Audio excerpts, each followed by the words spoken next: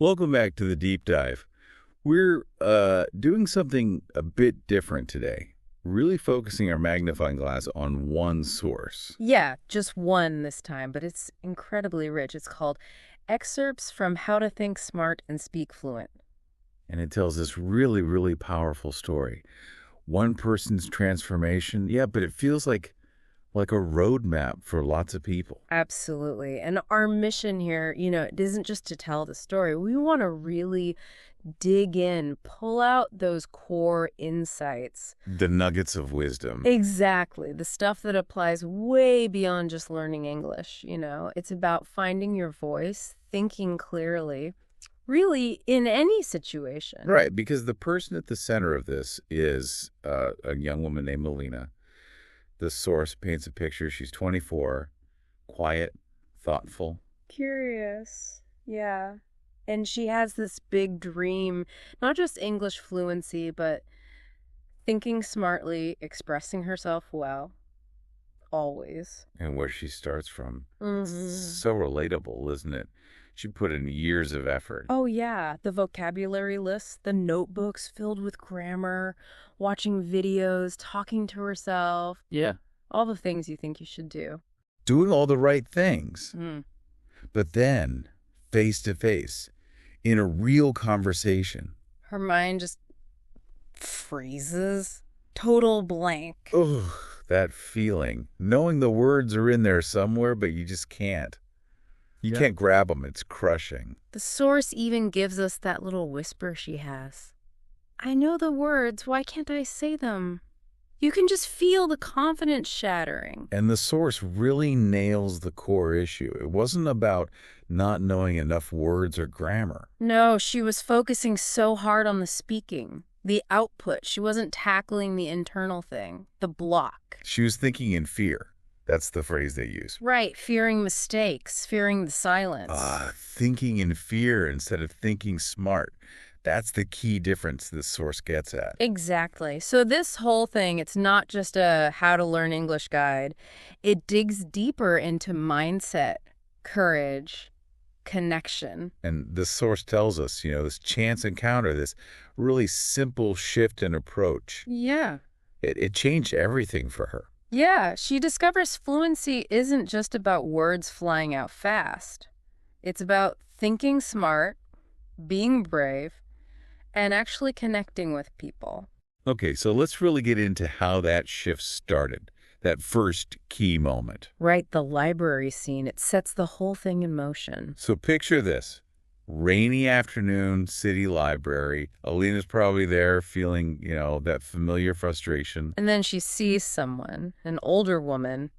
The source describes her vividly round glasses, gray scarf. Mm-hmm. Just a calm, powerful presence. We're those people who just radiates wisdom, Totally. And she gives Alina this advice. It's incredibly direct, almost startling. She just looks up and says it. You're trying too hard to speak, but you're not training your mind to think. You think in fear. If you train your mind to think smart, the words will follow, like music follows rhythm. Wow. Stop trying to fix the mouth.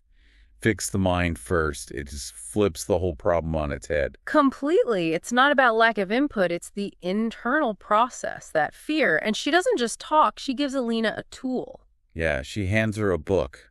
Mm. And this part's crucial. It's not a grammar book. It's a storybook. Simple. And the instructions are just as simple, but profound. Read slowly, out loud. Understand the story. Think about the message. Don't just study English. Feel it. Live it. It's about engaging with the heart of the language, not just the mechanics. Shifting the focus completely, meaning comprehension, feeling it through the story, the emotion. And you see the effect right away. Lena goes home, reads that first story out loud. Her voice is trembling, sure, but she's focusing on the meaning. And here's the amazing part. She starts to enjoy it. That fear starts to loosen its grip, just a tiny bit. That enjoyment factor. It's huge, changes the whole dynamic. Language stops being this enemy you have to conquer. And the method progresses. She doesn't just read, she starts retelling the stories in her own words. So she's creating, not just repeating back. Exactly. That's where the thinking smart really starts to build. Processing the story, structuring it, finding her way to say it. And the source says, her sentences get longer, confidence creeps back. She actually starts to think in English. Not with fear driving it, but with clarity. And the old woman notices this change later, right? She confirms it. Yeah, she says something like, "You're not just learning English, you're learning how to think." Language becomes the practice ground for a clearer mind. And boom, we see it in action. Yeah. Real-world test. Lost tourists near the metro. Before she would shrunk away, right?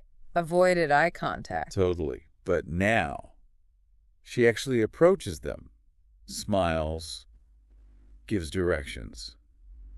Clearly, calmly, fluently. And it's that calmness that's key. It's not about perfect sentences. It's her ability to think clearly, connect, and help them out. The source really emphasizes that feeling she had using English to help, to connect. It wasn't about performance. Which leads straight to that first big takeaway she writes in her journal that night. Yeah. Fluency isn't just about words. It's about thinking smart. Speaking is easy when you're not scared to think. That's the foundation. She's identified the real barrier, not the language, but the fear of thinking in it, the fear of mistakes. And knowing that, it pushes her towards the next logical step, finding a place to practice this new way of thinking. Right, which brings us to the Confidence Cafe. Perfect name, isn't it? The source says it takes place just a week later, describes it as warm, friendly, books everywhere, laughter. And the sign outside says it all. Speak to learn. Learn to speak. Mistakes, welcome. Mistakes, welcome. That flips the script entirely on the biggest fear. It makes it part of the process, not something to avoid at all costs. And there she meets Grace. Grace sounds like the heart of the place. Welcoming, curly hair, big smile. And she sets the tone immediately. We're all learners here. Speak slowly, help each other, and crucially, don't apologize for our accents. Oh, that's huge. Takes away another layer of self-consciousness right off the bat. So Alina joins this group. People from all over Brazil, Japan, Egypt, Korea. All there for the same reason. Confidence. And the topic for the day. Get this. Talk about a mistake that taught you something. Brilliant, right. It forces you to look at mistakes differently, not as failures, but as lessons. And we see Alina hesitate. That old fear flares up, sweaty palms, racing heart. But she remembers the old woman's advice. Think smart. Don't fear the silence. Take a breath. And she shares her story. The one about forgetting the word kitchen. Calling it the food room. Yeah. And the reaction is key. The group laughs, but kindly. And she laughs too. That shared laughter just deflates the mistake's power. It normalizes it. And she puts the lesson into words right there. Mistakes are bridges to better memory. They're not dead ends. They're pathways. That's the smart thinking evolving, isn't it? Using the mistake actively. The whole group gets into it, sharing their own blunders. And Grace reinforces it. That's the spirit. We don't fear mistakes. We use them. That's smart thinking. Alina has this realization during the conversation. It's not about nailing every grammar point. It's about connection. Listening, pausing, thinking, responding. Not just panicking for the right word. And Grace drops another gem. The smartest speakers aren't the fastest ones. They're the ones who listen, think clearly, and respond with meaning. That must have felt so validating for Alina. She wanted clear, calm speech, not just speed. And Grace is like, you're already doing it. That night, the source says, her mind is just buzzing with thoughts in English, not translating, just thinking. All those experiences, The tourists, the cafe laughter, Grace's words, they're locking in this new way of being. Her journal entry sums it up. Think smart, speak slow. Mistakes are messages. Fluency is not perfection, it's connection. These are becoming her principles. And this new confidence, this clarity, it leads her to do something really brave. She records herself speaking, just talking to the camera. The source says it wasn't, technically perfect, Wow. but it was powerful because it was honest, real. And then she uploads it online, which takes guts, right? Putting your struggle out there. Huge guts. Yeah. But the response. Oh, wow. Messages flood in. People saying, you inspire me. I feel the same way. Thank you. She realizes her voice matters precisely because it's honest, not because it's flawless.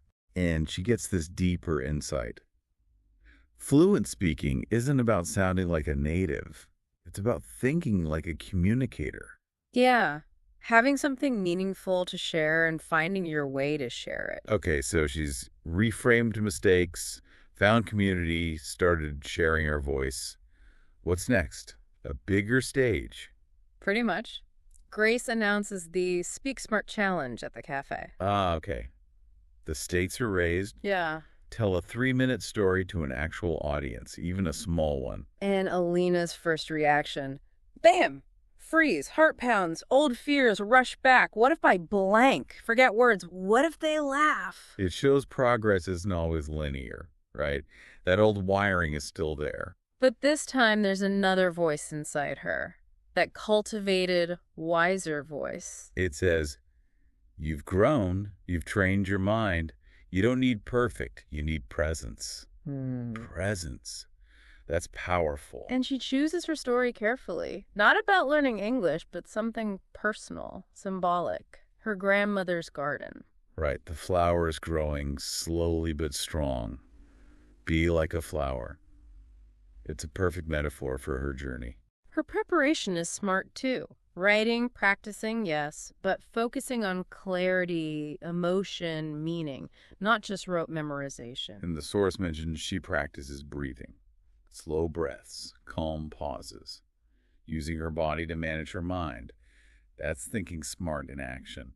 Then the day comes. The cafe, warm lights, friendly faces, but that stage, it feels big. Hands trembling, palms cold.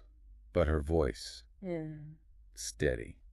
Grace introduces her gently. And she tells the story. Helping her grandmother, wanting fast results, overwatering the poor flower, trying to talk to it. Asking, why is it taking so long? And the grandmother's gentle reply. Because it's growing right, not fast, but strong, and one day you'll see the beauty. Such simple wisdom. And she connects it beautifully to language learning. Wanting it fast, memorizing, panicking, almost giving up. And then explaining what actually worked. Slowing down, thinking smarter, ditching the fear of mistakes, finding the joy. And she lands that core analogy. Fluency isn't a race, it's a garden. You plant words. You water them with practice. You give them sunshine, your confidence, your mistakes, your stories. And slowly, you bloom. Wow, you can just imagine the feeling in the room. The source describes this gentle silence then. Real applause. Genuine appreciation. They connected with her truth. And Grace's reaction afterward. A hug, and she whispers. That was the most fluent thing I've heard today. Why? Not because it was fast or complex. No. Grace explains, fluency is not about speed. It's about truth. You spoke with heart. That's smart speaking. It all comes back to authenticity. Walking home that night, Alina feels free, proud, present. That presence she aimed for on stage is now part of her. And her journal entry captures it. My voice is not perfect, but it is mine, and that makes it powerful. Owning it. Flaws and all. This experience, it seems like it solidifies everything. Yeah. And prepares her for the next step, helping others. Exactly. Weeks later, she's carrying herself differently, speaking with purpose, and she notices someone new at the cafe. Daria, a young girl, maybe 16, nervous, clutching her notebook. A total mirror image of Alina's past self. Scared, quiet, feeling stupid, believing you have to be fast and perfect. And Alina connects instantly. She sees herself. And she shares the wisdom she so desperately needed back then. You don't have to be fast. You have to be clear. And you don't have to be perfect. You have to be real. And then that killer line. Mistakes don't make you weak. They make you brave. So powerful. And she makes it real by sharing her own food room mistake. Proof that errors aren't fatal. Every mistake is a teacher. This turns into a real mentorship. They meet regularly. Alina shows her practical things, slowing down, breathing, listening, shares her notebook tricks. But the source highlights the most important gift. Patience. Just being there, calmly, consistently. In a world obsessed with speed, that kind of patience is rare and transformative for someone who's afraid. Grace sees it happening, calls Alina a mentor, says leadership is just that, sharing what helped you. And when Daria says, admiringly, "You speak like a native now," Alina gently corrects her. No, I speak like myself. That's even better. Reinforcing that authenticity is the goal, not imitation. Then Grace invites Daria to the next Speak Smart challenge. Daria hesitates. "I'm not ready." And Alina echoes the wisdom she learned. You don't have to be ready. You just have to be real. Passing on the torch. And Daria does it. Gets up there, hands shaking, but her voice is clear, honest. She even quotes Alina's lesson about mistakes being bridges. Saying, "And now I'm not afraid to cross them." Oh, that must have been a moment for Alina. Clapping the loudest, pride shining through. Grace nails it again. Yeah. You didn't just learn fluency, Alina. You passed it on. That's the smartest thinking of all. Empowering others.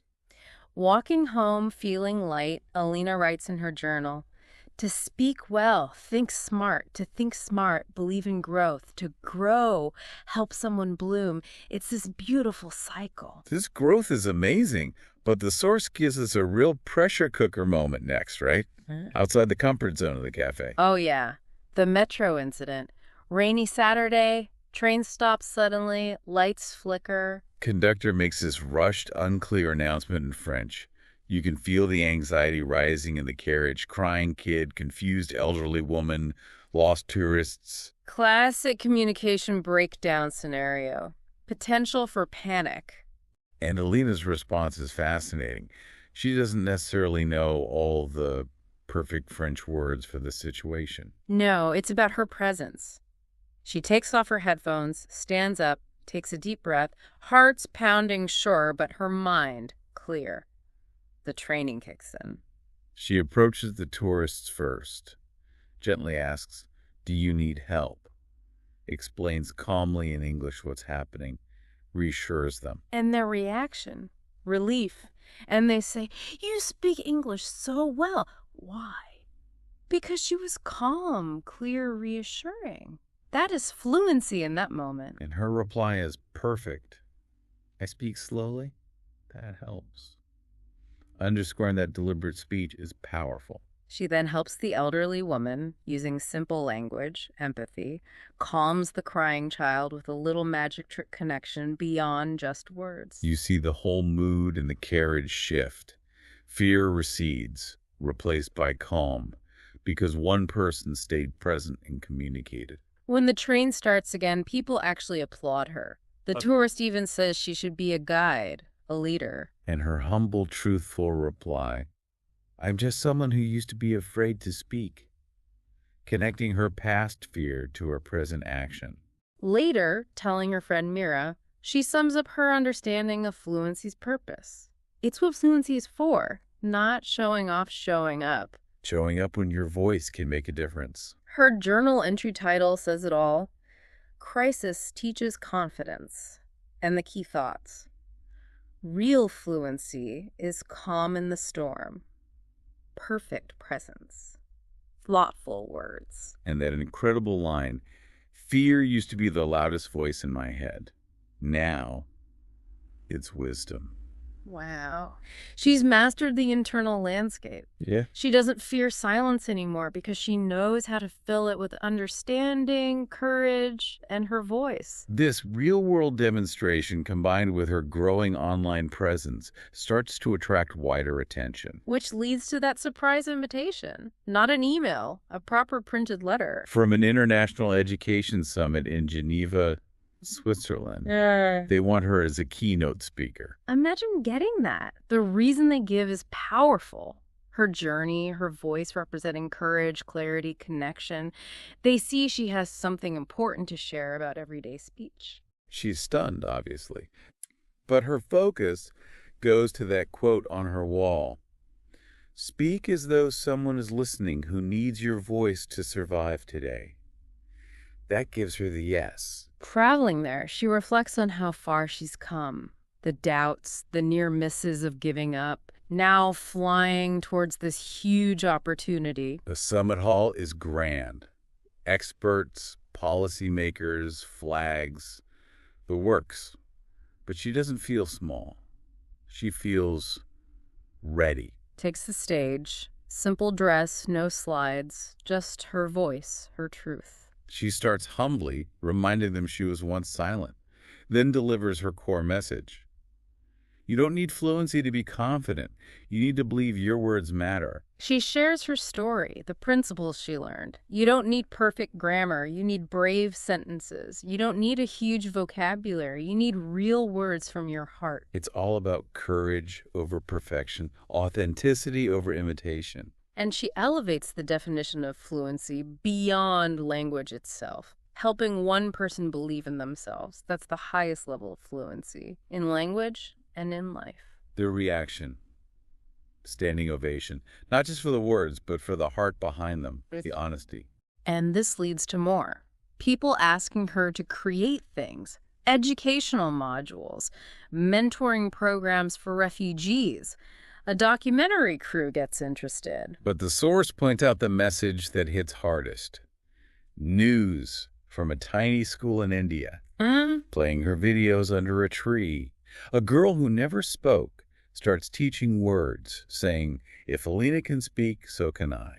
That direct human impact, that's the real measure. Standing in her Geneva hotel room, looking at the lights, Alina whispers, fluency is not volume, it's value. Back home, she keeps going, starts a new video series, From Silence to Speech, creates a free online toolkit based on trust, not pressure. And then the book, Think Smart, Speak Brave, storybook style, real letters, journal entries, raw and honest. It becomes a quiet sensation precisely because it's honest. It teaches speaking without fear by sharing her own vulnerability. The final message in the book is for everyone reading. You're not behind, not broken, not alone. Your voice matters. Let it out. And that last line, fluency begins the moment you stop hiding, just sums it all up. This global impact is huge. But the source brings the story full circle, back to where she started. Right, back to her hometown. Same sleepy station, same gray skies. But she's different. The world is different because of the voices she helped unlock. She gets invited to speak at her old school. There's that flicker of hesitation, remembering being that scared kid, but she says yes. And she meets Tara. Quiet girl, eyes down, notebook full of drawings, freezes when asked to speak. It's like looking in a time travel mirror. Tara shyly asks the question Alina probably asked herself 1,000 times. Miss Alina, do you think I could ever speak like you? And Alina gives her the most important answer, the core of her legacy. I don't want you to speak like me. I want you to speak like you. She uses that beautiful bird analogy. Birds don't worry about singing perfectly. They sing because the world needs their song. You see the light go on in Tara's eyes. This sparks voice time. Not a class, a safe space. Community center, speaking without judgment, laughing at mistakes, practicing breathing, using mirrors. It's about confidence, clarity, connection way beyond just English. We see examples. Raj giving his first presentation, Fatima asking a doctor questions, Omar recording a bedtime story. Small victories, huge impact. Alina's mantra throughout: you are not just learning to speak English, you're learning to speak your truth. Voice time spreads, shared online, adopted elsewhere. But Tara's story remains Alina's favorite. Years later, Tara's on a stage in New York, a youth mentor. Her opening words echo Alina's wisdom. Smart people use simple words that reach the heart. A lesson learned from someone who helped her find her own voice. Alina watching backstage, tears in her eyes. She didn't just achieve her dream, she planted it in countless others, created an echo. The final truth: it's not about showing off, it's about showing up for yourself and for others with honesty. And the source gives us one last beautiful echo, a quiet Sunday morning email. You changed my life. From Mohammed in Morocco. Another story of someone locked in silence, dreaming of speaking, finding Alina's videos by chance. Learning courage from her slow, clear, present style. Not just grammar. And that one line hits him hard. Fluent is not perfect. Fluent is brave. It gives him permission to try. He practices diligently, copying her spirit, not just her words. Whispering phrases, using a cracked mirror, slowly, bravely changing. Until he gives his first speech in English. Shaking, trembling, but he does it. Ending with, I thought I had to be perfect, but now I know I just have to be me. He writes to thank Alina, to tell her her story lives on every time he speaks. Alina reads it, hand over her mouth, tears welling up. The personal connection, the ripple effect, it's overwhelming. Her reply to him is just perfect. Slow, careful, truthful. You are the story now. Never stop speaking. Never stop dreaming. Looking out her window, the world seems brighter. Filled with all these voices, once hidden, now rising. Not perfect, but powerful, declaring, I'm here. The source wraps this moment beautifully. Smartest thoughts shared honestly, most fluent words spoken with heart, most beautiful voices once believed they had none. And the epilogue fast forwards 5 years. The legacy is clear, voice time is global. Ahmed leads programs in Casablanca. Tara inspires youth in New York. Alina, still recording videos in her studio, reaching millions, but treasuring those individual messages of change. Reflecting on the whole arc, the fear, the hope, the courage. Her final whisper sums up the entire philosophy. Smart thinking is curiosity, openness, kindness. Fluent speaking is bravery in sharing your story. And the greatest power, inspiring others. The result, a world filling with unique, beautiful voices, because the best stories are the ones we live and the ones we share. So wrapping up this deep dive, what are the absolute core lessons from Alina's journey that really stick with you? For me, it's that huge shift from being terrified of mistakes to actually welcoming them as, bridges, from chasing this impossible ideal of perfection to finding power in just being real, being present. Yeah, and moving from hiding that shaky voice to actually showing up and sharing it, that's massive. And the source hammers home that training your mind, especially managing that fear, is the bedrock. That's what allows the speaking to flow. Smart thinking first. Exactly. And courage isn't about not feeling scared. It's about doing it anyway, speaking through the fear. Alina had the potential all along. She just needed to trust it, to unlock it. It's such a powerful blueprint, isn't it? Not just for language, but for confidence in general. Finding your voice, connecting authentically. Your voice matters because it's yours. So maybe the thought to leave everyone with today, building on Alina's whole journey, is this. What story is inside you that needs to be told? Yeah, not perfectly, not fast, just bravely, honestly. How could embracing your own unique, maybe imperfect voice actually be the most powerful, the most fluent thing you do? Not just for you, but for someone else out there who might really need to hear exactly what you have to say. Something to think about. We'll be back soon with another deep dive.